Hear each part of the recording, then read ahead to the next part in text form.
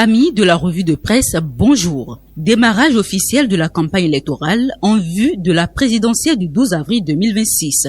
Entre ralliement politique, présentation de projets de société et appel à une campagne apaisée, les journaux reviennent abondamment sur les premiers mouvements de cette course au sommet de l'État. D'entrée, l'événement précis annonce que Romiad Wadaini a lancé les hostilités à Kandi avec à la clé, selon le journal, une vague d'opposants qui adhèrent à sa vision. Le quotidien met également en lumière les soutiens de poids qui se multiplient autour du candidat de la mouvance, évoquant notamment Éric Rouleté, Guido Soumitokbe et plusieurs responsables du Parti Les Démocrates, désormais annoncés comme acquis à la victoire du duo Wadaini-Talata. Toujours sur cette dynamique, le journal souligne que Romiad Wadaini s'engage pour une nation intelligente et des communes puissantes, pendant que Expérience TB vante les qualités du candidat en le présentant comme un homme de vision et d'action. Dans la même veine, l'informateur parle en manchette de ralliements inattendus dans le cadre de la présidentielle de 2026.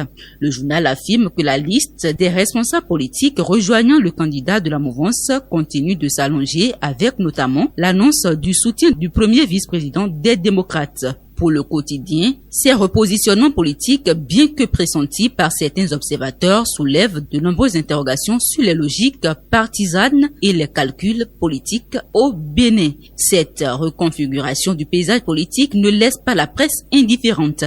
Le Soleil Bénin Info s'intéresse à l'animation de la vie politique dans la perspective de la présidentielle, avec un regard particulier sur l'opposition et le parti Les Démocrates. Le journal lance cette interpellation. L'opposition et le parti Les Démocrates. Les Béninois vous regardent.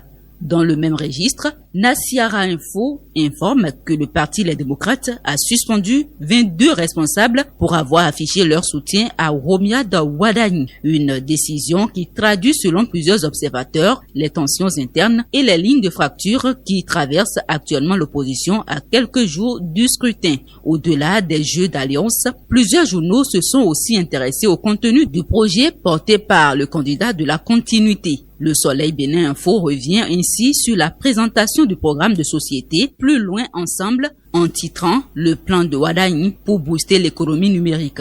Selon le journal, l'éducation et la formation occupent une place centrale dans ce projet qui mise fortement sur la technologie comme levier de transformation économique et sociale.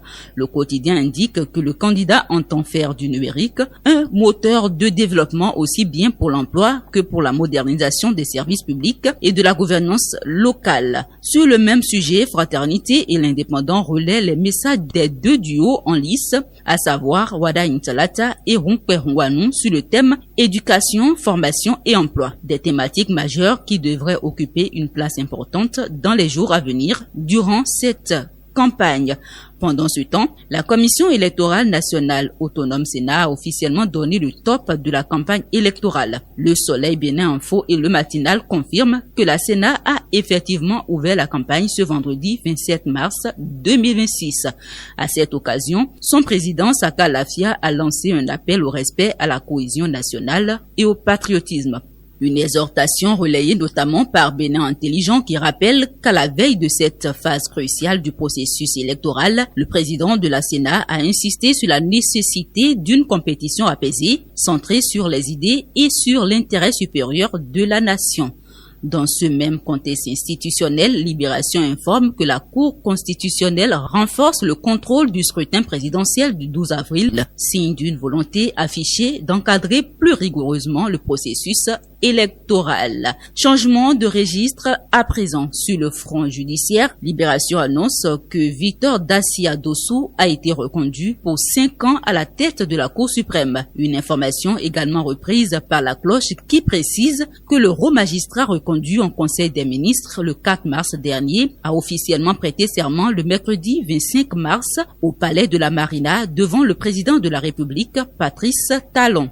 Selon le journal, ce serment marque le début d'un nouveau mandat de 5 ans à la tête de la plus haute juridiction de l'ordre judiciaire. La Cloche souligne par ailleurs l'admiration exprimée par le chef de l'État pour la densité du magistrat au cours de cette cérémonie solennelle.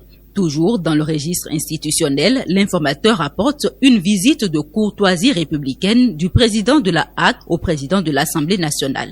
Un geste qui s'inscrit dans la dynamique des relations interinstitutionnelles. Enfin, sur le plan commercial, le même journal annonce que le marché d'Antopa sera définitivement fermé le 2 mai 2026. Une information qui suscite de nombreuses réactions au sein des acteurs économiques et des populations concernées. Fin de la revue de presse. Merci de votre aimable attention. Diana Tekpo, retrouvez-moi lundi prochain pour une nouvelle aventure.